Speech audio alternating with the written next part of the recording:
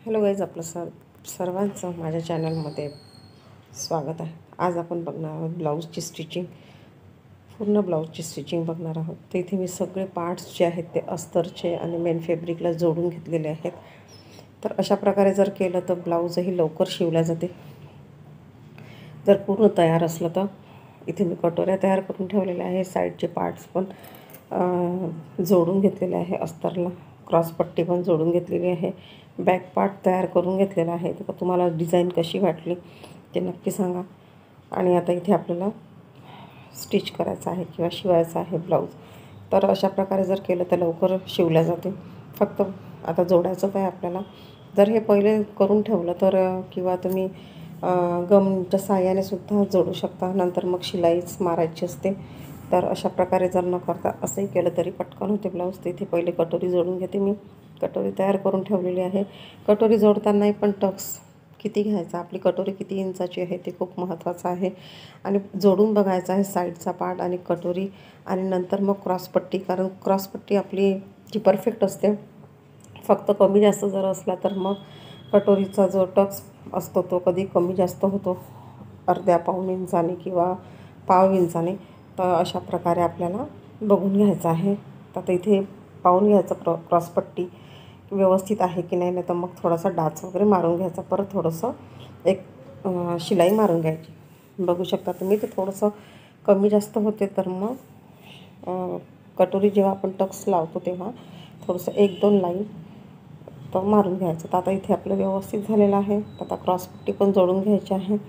तर ही अशा प्रकारे क्रॉसपट्टी केली ती पण लवकर जोडल्या जाते किंवा मग लवकर लागते पण. तर अशा प्रकारे तर इथे क्रॉसपट्टी पण लावून घेते मी. सगळं जर व्यवस्थित असलं तर शिलाई किंवा ब्लाऊज शिवायला काहीही वेळ लागत नाही.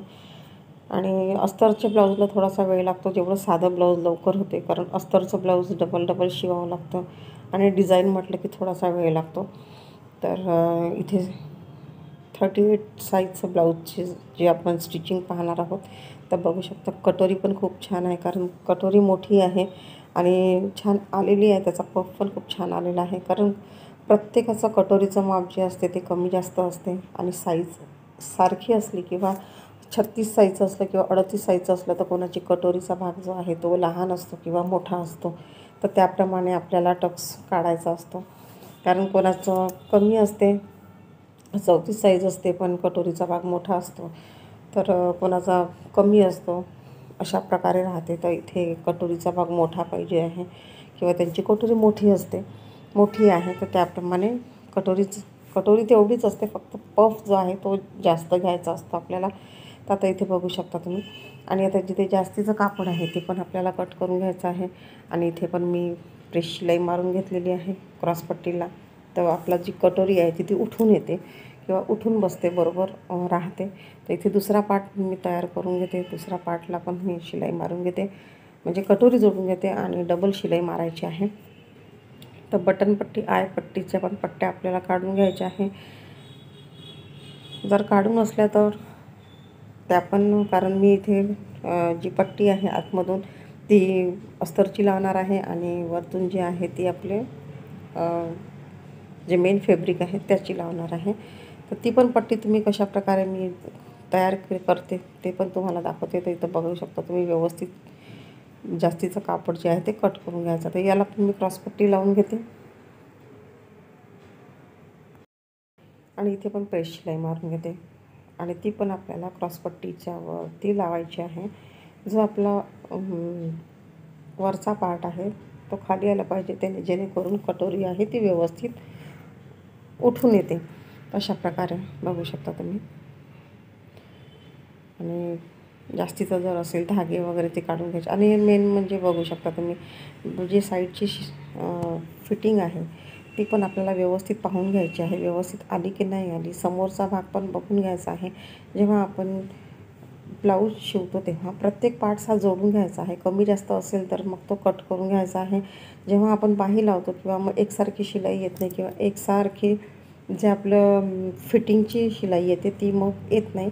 तर अशा प्रकारे पूर्ण पहिले चेक करून घ्यायचं दोन्ही साईडचा पण पार्ट एकमेकांना जोडून घ्यायचा कमी जास्त असेल तर, आणि वरचा पण. तर आता इथे आपल्याला बटनपट्टी आणि आयपट्टी लावून घ्यायची आहे. तर बघू शकता तुम्ही. आता इथे पहा, तुम्हाला दाखवलं आतमधून अस्तर आहे, वरतून मेन फॅब्रिक आहे. तर त्यांनी पण छान दिसते जी बटनपट्टी आहे. किंवा मग तुम्ही अस्तरची पट्टीसुद्धा लावू शकता. ती आतमध्येच जाते, ब्लाऊजवरच आपण हुक त्याच्यावर लावल्या जाते, तर ती बरोबर येते आयपट्टी. तर अशा प्रकारे सुद्धा तुम्ही लावू शकता. तसं असा कधी मी अशी पण लावते आणि अस्तरची पण लावते. आता इथे आपल्याला प्रेस शिलाई मारून घ्यायची आहे, बघू शकता तुम्ही, जेणेकरून आपला जो पट्टी आहे ती व्यवस्थित बसेल. आणि आता इथे आपल्याला फोल्ड करायचे आणि व्यवस्थित त्या शिलाईवर शिलाई आली पाहिजे. तर अशाने पण जी पट्टी आहे आयपट्टी ती पण खूप छान दिसते आणि व्यवस्थित ब्लाऊजही जेव्हा आपण घालतो तेव्हा पण व्यवस्थित बसते. तर अशा प्रकारे पट्टी आपण तयार करून घेतली. तर इथे आणखीन एक मी शिलाई मारून घेते, जेणेकरून कटोरीचा भाग जो आहे तो व्यवस्थित दिसतोय पण. तर अशा प्रकारे तर बटनपट्टी जी आहे ती सोपीच आहे, तर त्याच्यामुळे आपल्याला फक्त दुमडायचीच आहे. तर ती मी लावून घेते आणि प्रत्येक पार्ट्स हा दोन्ही पार्ट्स एकमेकांना लावून जोडूनच आपल्याला करायचं आहे. आणि बघू शकता तुम्ही, तर इथे मी बटनपट्टी पण लावून घेतलेली आहे, आयपट्टी, आणि गळा पण व्यवस्थित आपल्याला चेक करायचा आहे. तर या गळ्याच्या पट्ट्यासाठी मी तिरप्या पट्ट्या कापून घेतलेल्या आहे, एक साईडने शिलाई मारून घेतलेली आहे, जेणेकरून गोट पण खूप छान येते. आणि तुम्ही डबल कापड जर जास्त असेल तर तुम्ही डबल कापड घेऊनसुद्धा गोठ मारू शकता. तर इथे आपल्याला जेवढा बारीक पाहिजे तेवढा मारायचा आहे. तर इथे मी ब्लाऊजच्या समोरच्या भागाला लेस लावायची नाही आहे, साधा आहे. तर इथे बारीक गोठ मारणार आहे मी. जेवढा तुम्हाला बारीक पाहिजे असेल तेवढा आपल्याला करता येतो. आणि जेवढी आपण जशी शिलाई मारतो तेवढी शिलाईच्या एकदम बारीक करायची आहे शिलाई, जेणेकरून मग गोठ आपला बारीक येतो. जास्त कापड सोडायचं नाही आहे. तर इथे आपली जी गोठ आहे किंवा पायपिंग आहे ती पण आपली तयार होणार आहे. तर तुम्हाला दाखवते. एकसारखी आली पाहिजे दोन्हीही पण पायपिंग किंवा गळ्याच्या ज्या पट्ट्या आहेत त्या व्यवस्थित लावायला पाहिजे. तर बघू शकता तुम्ही, कारण ब्लाऊज शिवतानाही खूप काही महत्त्वाच्या गोष्टी राहते किंवा महत्त्वाचे जे आपण सांगतो ब्लाऊजमध्ये काय काय करावं लागते. कोणाला मोठी आवडते, कोणाला लहान आवडते. कुठलीही पट्टी जर गळ्याची असेल तर ती थोडीशी तिरप्यामध्ये कापली तर गळा खूप छान येतो. तुम्ही सरळही कापले फक्त मग कट द्यावे लागतात. तर इथे आता मी दुसरी साईड पण तयार करून घेते. तर सिल्कचं असल्या कारणाने ब्लाऊज जेवढं बारीक असेल तेवढी बारीक आपल्याला गोट बनवता येतो.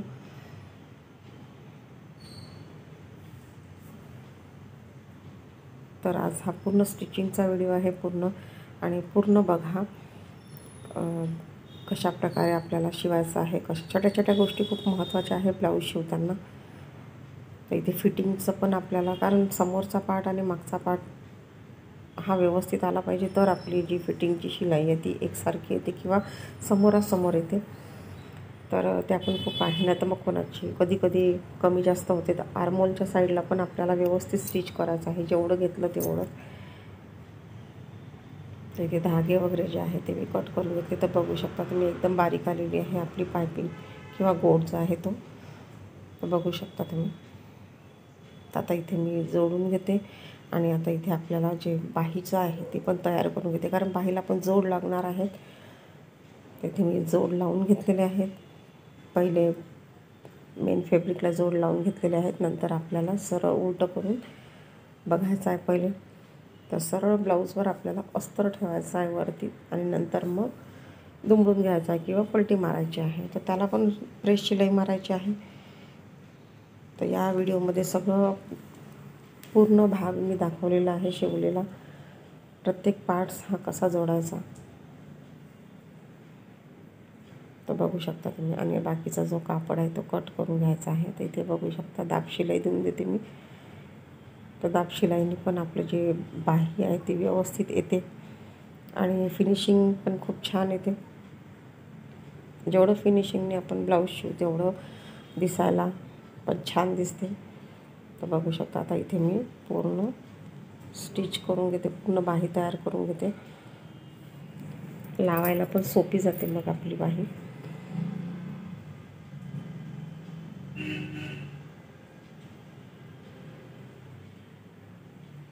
आणि परफेक्ट बसते. आणि बाहीचं माप पण खूप महत्त्वाचं आहे. तर छातीचा चौथा भाग घ्यायचा आहे, त्याच्यामध्ये अर्धा इंच तुम्ही मिळवू शकता. पण ज्यांना जर मार्जिन 2 इंच असेल तर तुम्ही अर्धा इंच जास्त घेऊ शकता. मार्जिन जर 1.5 इंच असेल तर मायनस अर्धा इंच करायचं आहे. तर अशा प्रकारे राहते. 2 इंच जर असेल तर पूर्ण अर्धा इंच घ्या. आणि जर नवीन शिवणारे असेल तर त्यांनी 1 इंच घ्यायचं आहे, कारण कमी जास्त शिवताना होते. तर दोन्ही बाही तयार झालेल्या आहेत. आता मी लावून घेते आणि तुम्हाला दाखवते फिटिंग कशी करायची. फिटिंग पण खूप महत्त्वाचं आहे. इथे बाही मी लावून घेतलेली आहे. बाहीला पण बघू शकता तुम्ही. आता इथे पहा, दोन्ही पार्ट्स जे आहेत ते व्यवस्थित आलेले आहेत, समोरासमोर आलेले आहेत. आर्महोलचे पार्ट आणि पहिले सरळ याच्यावर अंडरग्राऊंड शिलाई करतो आहे, तर आपण सरळ याच्यावर शिलाई मारून घ्यायची आपल्याला, कारण धागे वगैरे जास्त निघतात. आणि अंडरग्राऊंड शिलाई असली तर दिसायला पण आणि फिनिशिंगने पण सहसा सर्वच जण अंडरग्राऊंड शिलाई करतात. आणि सिल्की जर कापड असेल तर, आणि बघू शकता तुम्ही समोरासमोर बिलकुल दोन्ही पण आलेले आहेत आपले पार्ट्स, आणि कुठेही कमी जास्त झालेलं नाही आहे. आता फिटिंगचं जे माप आहे ते थोडंसं लुझिंग ठेवलेलं आहे मी. तिथे 8.5 आहे, तर मी 8:45 पर्यंत घेतलेला आहे. आणि आर्महोल जे आपलं जे दंडघेर आहे काहीचा, तो 6.5 इंच आहे. आणि आता हे तिन्ही पार्ट्स एकमेकांना जोडून द्यायचे आहेत. इथे 3 ते 4 शिलाई मारू शकता तुम्ही फिटिंगच्या. तुम्हाला व्हिडिओ कसा वाटला नक्की सांगा कमेंट करून. आवडला असेल तर एक लाईक नक्की करा.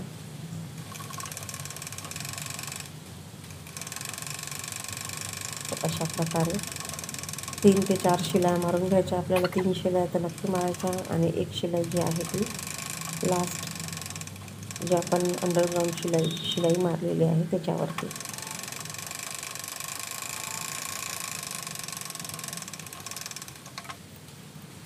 बघू शकता तुम्ही. आता दुसरी बाजू जी आहे ती पण आपल्याला व्यवस्थित करून घ्यायची आहे. समोरासमोर आलेली आहे. फिटिंगची लाईन काढून घ्यायची आहे.